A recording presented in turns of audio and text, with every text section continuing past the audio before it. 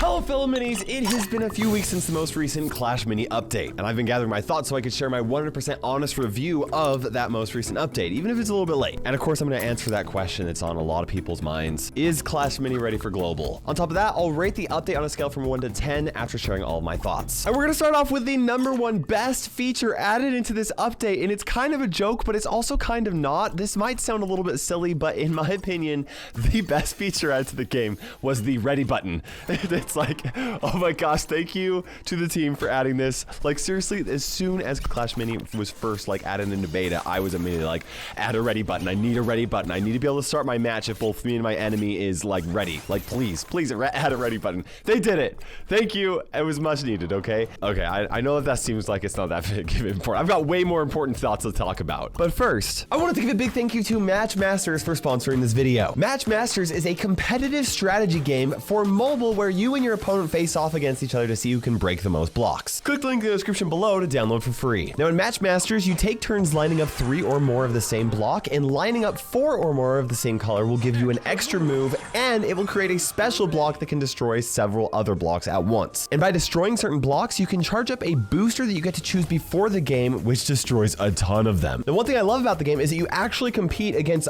other players live. In fact, this guy's actually kind of crushing me.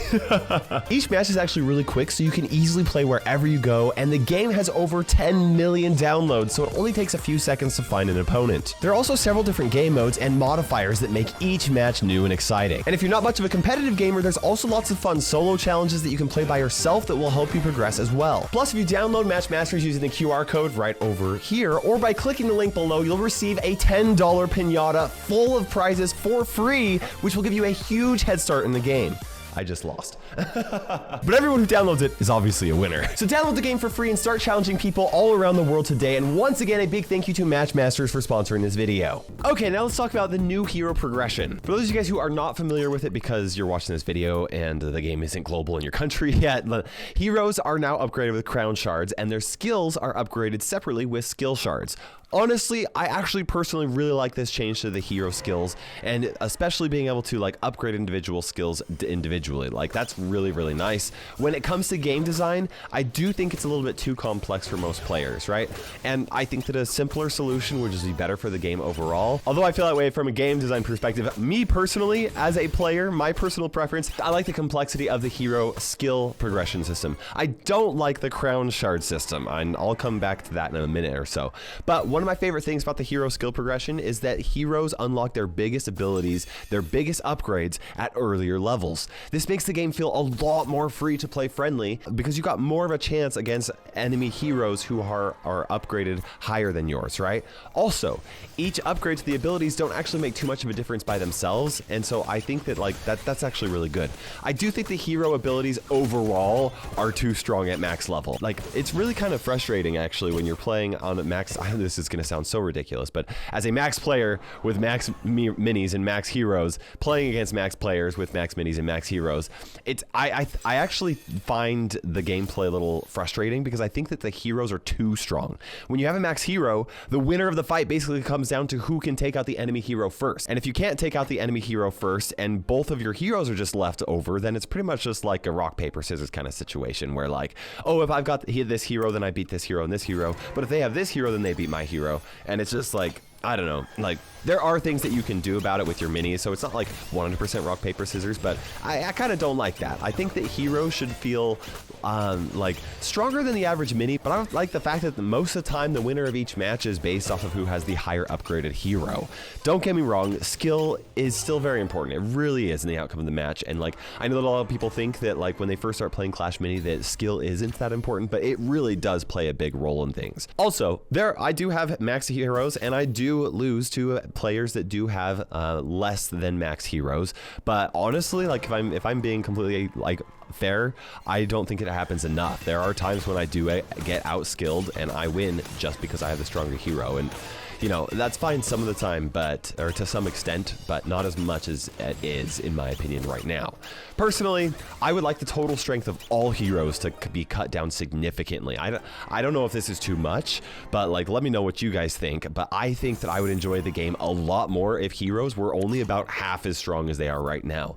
Like, I'm good with a little bit of pay to win in the game, but let's make it a little bit more fair, and in my opinion. So then now let's talk about what I don't like about hero progression, even though it sounds like I just was talking about stuff I didn't like. I do like hero progression, the skills, but I don't like crown shards. Crown shards are the currency that you need in order for you to upgrade your heroes, and crown shards are further split into 3 different rarities, okay? There's common crown shards, which are required to upgrade your heroes to level 5. There are rare crown shards, which are used to upgrade your heroes to level 10, and then epic crown shards are required to upgrade past 11 and up through 15. And like, if I am being 100% honest, I honestly think that splitting the currencies, it just feels unnecessary. I don't want to say that it feels dumb, because like, from a game design standpoint, I understand why the team decided to do it the way that they did, because they want to make it so that like you have a reason to you know, upgrade some of your heroes at a somewhat consistent level and rate, and I really understand why they did that. I really do. But from a player's perspective,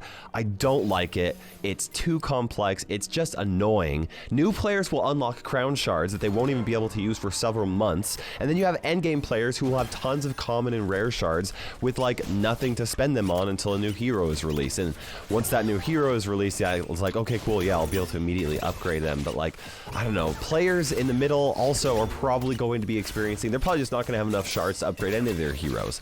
Like, I don't know. I also like really just don't like it when games add more currency to a game than is absolutely necessary. I really don't. I would much rather if the Clash Mini team would consolidate all 3 of the rarities of crown shards into just 1 crown shard resource, and then make upgrade levels progressively more expensive to upgrade, right? Like, I still like 2 currencies to upgrade heroes and their skills is already plenty of resources, and I just don't think that the benefits of further splitting them into different rarities outweighs the benefits of simplifying things. I really don't. So those are my thoughts on hero progression. What about mini progression? We got a brand new mini progression system. I think the change is fine. I do. It wasn't enough. It wasn't as much as I hoped they would change things, right? And to be clear, what I'm talking about is I really like the fact that you can now choose which minis you upgrade. I think that is fantastic. But the thing that I don't like is that they didn't change the way that they do the star exchange. The star exchange, I'm not a fan of. Clash Mini is the first game that I've played where you have a chance every now and then to sacrifice progression on some of your collection to upgrade another part of your collection.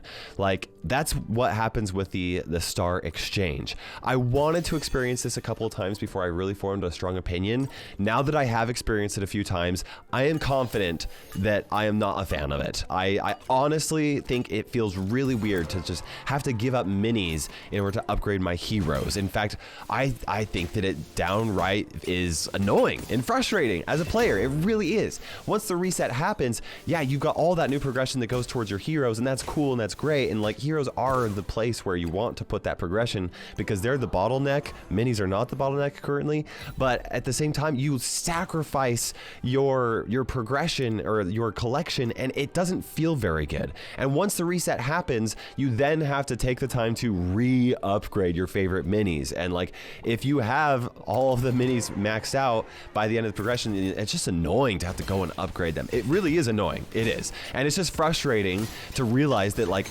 yes, I had a completely maxed out mini collection, and now I don't. And so, like, I wanted to go use this mini, but I can't because it's not upgraded. And I spent all the limited resources on the exchange on the wrong minis or something like that. Like, especially because when the exchange happens, we usually have balance changes and we don't know which minis are going to be the better ones and the worst ones. And like, it's just all messy. And I know that players don't have to do the star exchange, like, and you don't, right? But doing so is the best way for you to get crown shards to upgrade your heroes. And heroes are so strong in this game that it's a no-brainer to do the star exchange. You should do it every single time from a like long-term perspective, even though it's not fun and I don't like it. Like, it's really, it needs to be redone. I just really think that it does. From a player who genuinely loves Clash Mini, and like, really, like, when I first heard about the Star Exchange, I was like, I don't know how I feel about that. I really gave it a try, Supercell. I really did. I wanted to like it. I wanted to enjoy it.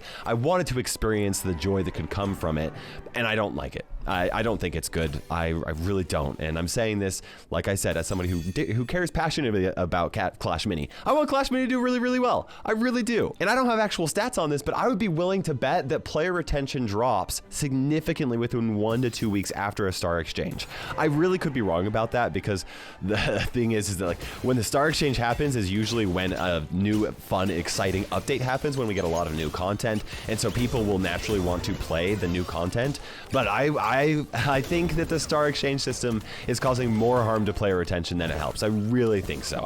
I feel pretty strongly about that, actually. So I don't know. Now, to be clear, I do like the star shards for upgrading minis. I really like that players can now choose which minis they can upgrade. And I think that it is a great change to the game. It definitely is an improvement over the old system where you could not choose which minis to upgrade and you were kind of left to like random chance. This is so much better. And I really think it is. But I think that it would be a mistake for Clash Mini to go global before figuring out a different progression method for their minis than the star exchange. Personally, I think they should make mini progression way slower than it currently is. Like, really is. I know that some of the players listening to this right now might think, oh, I don't know what I think about that. But then if they made the progression make it permanent, so that every single time you actually unlock a new mini and every single time you upgrade that new mini is much more impactful, then that would be, honestly, I think you would care more about your collection, right? Like, oh, I've built up this nice little collection and I don't have to sacrifice it. I can just, like, every single upgrade, you're gonna be like, oh, sweet, I got this new upgrade. Like, that's really cool. That's really fun and exciting, right? Now, they would have to do some other changes in order to make up for it. For example, they'd have to add additional hero progression that we're currently getting from the Star Exchange. So, like, I think they could do so by just significantly buffing the hero progression in the free side of the mini pass. And also, in order to make sure that all players always have enough upgraded minis for a full deck, I think that they should just add more minis as free trials every week. Give more players like, hey, this is your free deck for the week. You can play it, and like, yeah, all the free-to-play players are going to be playing it and intermixing just 1 or 2 of the minis.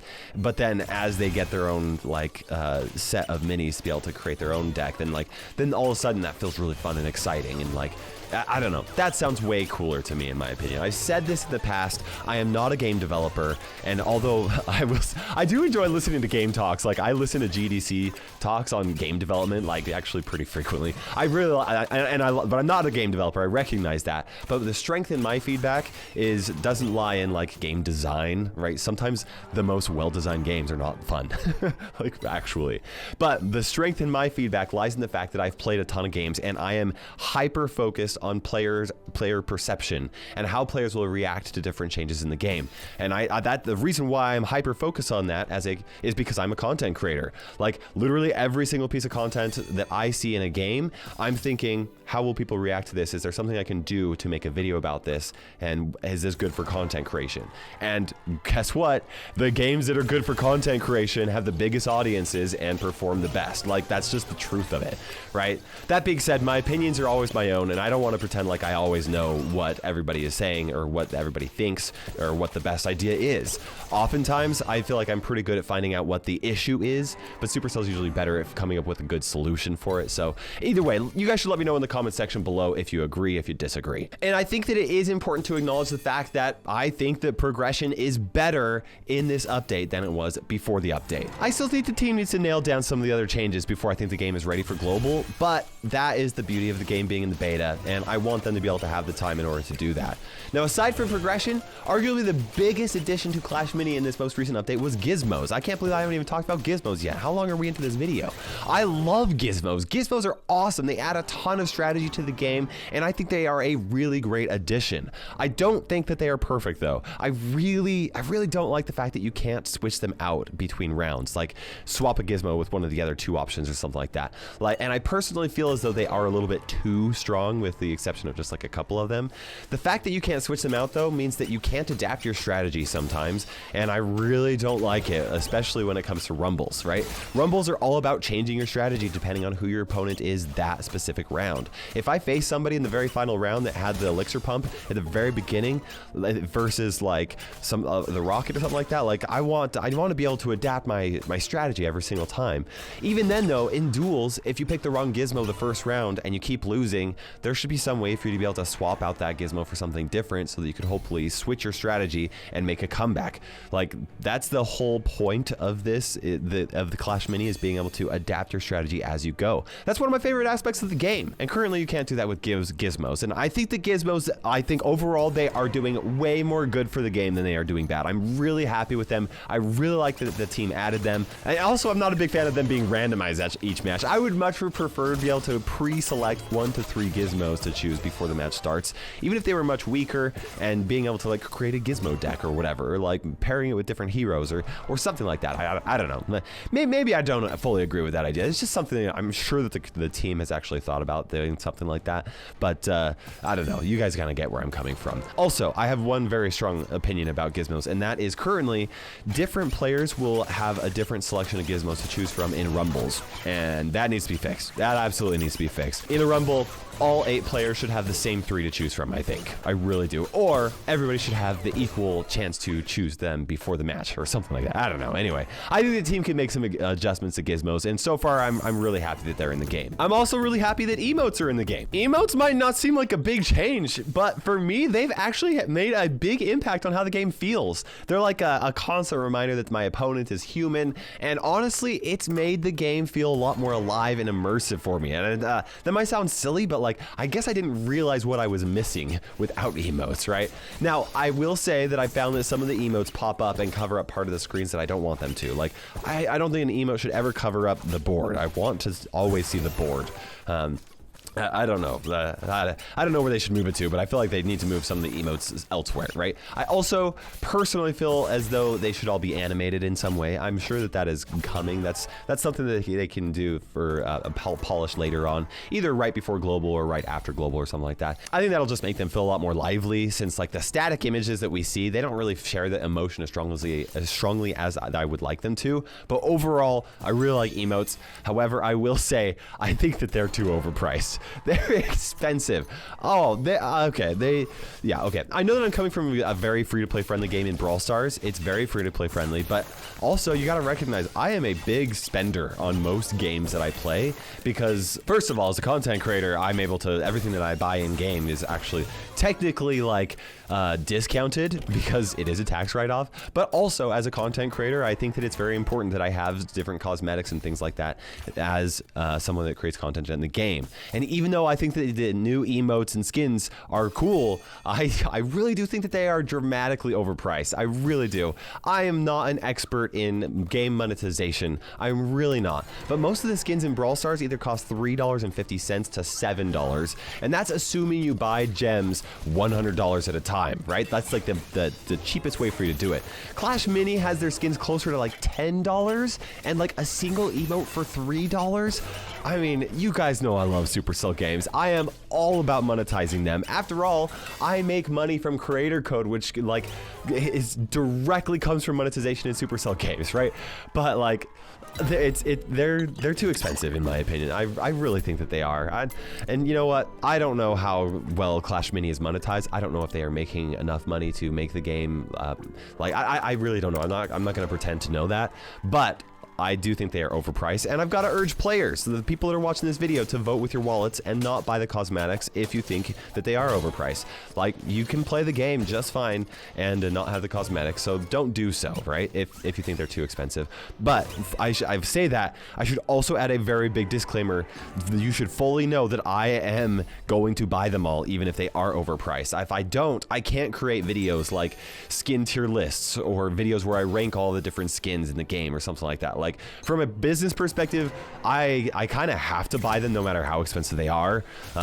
So yeah, like I said, they are a tax write-off for me, which means that they are essentially already discounted every single time I purchase them. So I know it's really hypocritical for me to say this, but yeah, I think Clash Mini needs to reconsider how their prices are for all their cosmetics. Another thing I am not really a fan of are fun boxes. And I say fun boxes because I don't really think they're very fun. For those of you guys that aren't aware of what I'm talking about, fun boxes are essentially, they're loot boxes for cosmetics in the game, right? You can either buy them with gems, at like $4 a box or with crystal coins, and they will randomly give you a chance to unlock a cosmetic in the game. Now, I gotta give props to Supercell for allowing players to actually buy them with crystal coins, but the people that have crystal coins are usually the people that are already spending a lot of money on the game anyway. Most free-to-play players don't have a significant amount of crystal coins.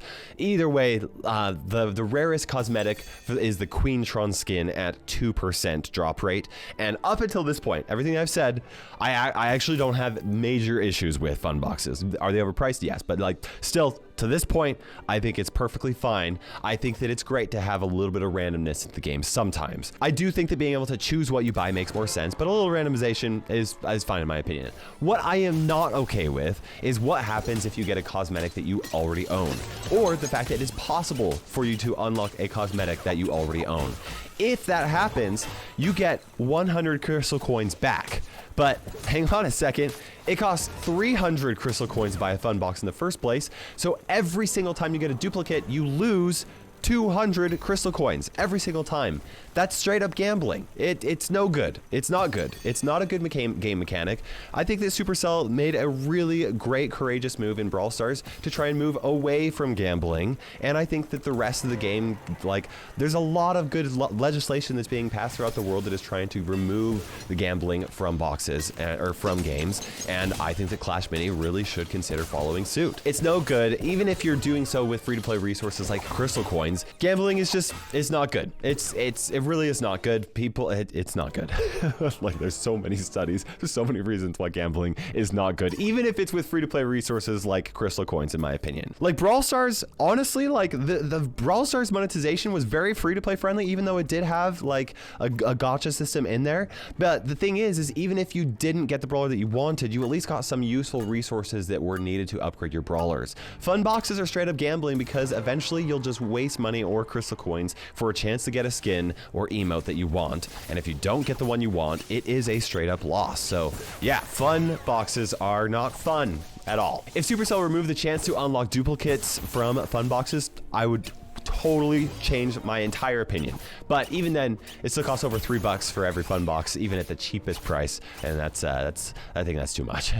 Like I said, I'm all about games being able to monetize their game, but there are ethical ways to do so, and there are also ways to do so at reasonable prices. I'm definitely a bigger spender than most players because of my profession, and I do enjoy spending money on games that monetize both ethically and at reasonable prices. But Clash Mini just isn't quite there yet. That's not to say that they can't change their minds on some things and improve things. Like, they've already shown how absolutely creative they can be when it comes to all other areas of game design. Like, Clash Mini is a fun, very creative game. It takes a spin on auto battlers in a way that I've never seen before, that is like actually makes sense and makes auto battling fun and enjoyable. And I have full confidence that they can find a better way to when it comes to monetization. Okay, I've got a few more thoughts and then I'll rank this update. Let's talk about the polish added into the game. They like completely redid a bunch of the artwork, they've restyled a bunch of stuff, and honestly, I love most of the aesthetic changes a lot. I will say not everything. There's just one thing I don't like.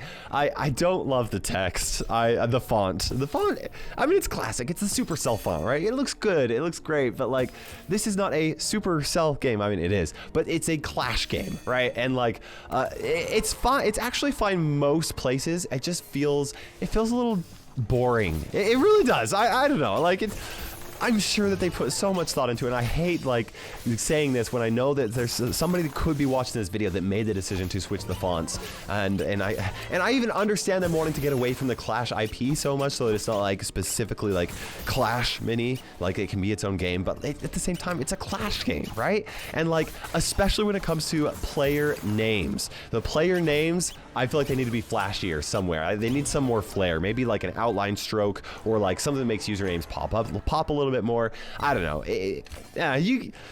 I think most people watching this would probably agree with me. I could be wrong. It doesn't have that same magical feel that like Clash Mini did when it was first released, in my opinion. But I am a big fan of the whole aesthetic change of all of the minis being actual minis that you like unbox from like a toy store. Like, I think that's really cool. Like the toy box opening, like that's actually really cool. I like that polish. The minis do feel a little bit more like a collection, and I like that. And you know, they can make some more changes before the game's ready for global. It's just not quite quite there in my opinion, but it is getting closer, and that is awesome. So how would I rate this update? And then we'll talk about global. If 1 is the worst update where every decision I completely disagreed with, and 10 being the perfect update where every decision I 100% agreed with, and 5 is in the middle where it's either like completely neutral or I have equal bad and good, then I think I gotta give this update a 7, okay? And that might sound, I don't know if that sounds harsh or good or bad or whatever. I don't know. Like clearly a lot of people really like this update, and I agree with it. But I've brought up a lot of points in this video that you guys are clearly aware that I don't like. And I also think that the Clash Mini team did a really great job with a lot of stuff. It's clear that the Clash Mini team is working super hard to produce a game that is worthy of global at Supercell, and I think that this update really shows what they can do. It doesn't mean I agree with everything, and I don't think they need to make an update that I agree 100% on everything. I think it's completely fine and reasonable for them to have different opinions than I have, but I've brought up a lot of those issues that I think are valid, and I think that if Clash Mini were to address them, it would make the game better. So, is Clash Mini ready for global? It's really tough to say. I do think that worse games have launched globally. Like, Supercell has really high standards, and we know that they hold their games to a higher standard, and like the last game to go global was Brawl Stars, and that was 4 years ago. Like, since then, Supercell has released a bunch of different beta games, and they've killed them all. They've killed all of them since Brawl Stars went global. And I really don't want that to happen to Clash Mini. So I hope that the Clash Mini developer team knows that as I'm sharing this feedback and stuff like that, it comes out of a place of love and respect and just wanting the game to be as good as it possibly can be. If Clash Mini could iron out some of these issues that I mentioned in this video before going global, I think it would be a much better game. I think if they figured out a better progression system for minis rather than the star exchange, the game would be better. I think if they simplified hero progression to be just 2 currencies, the game would be better. I think if they monetize the game in ways that are a little bit more fair and more reasonable, the game would be better. And also, I've talked about this in previous videos, but I would also hope for 1 to 2 additional game modes to be added to the game before the game went global, or for the team to have a new game mode like ready to go soon after global. So to answer your question, do I think the game's ready for global yet? No, I actually don't. But I think it's dang close. I really do. Honestly, if they could just nail down those things I mentioned, I think the game could be ready for a global launch in the next big update. So maybe it will be ready 3 to 4 months from now. I definitely hope so. The game was released in Australia recently, and from the numbers that I've seen, it seems to be doing pretty well in Australia. Hopefully that actually means that they'll get some more feedback and have a better idea of, you know, are we ready for global? And then if so, what kind of polish do we need to do? What kind of changes they need to do before the game gets released globally? But I want to know what you guys think, so let me know in the comments section below. And once again, I wanted to give a huge thank you to Match Masters for sponsoring this video. Check it out using the link below, and check out my other content right here on the screen right now. For now, this is KairosTime ticking by, and we will see you in Clash Mini.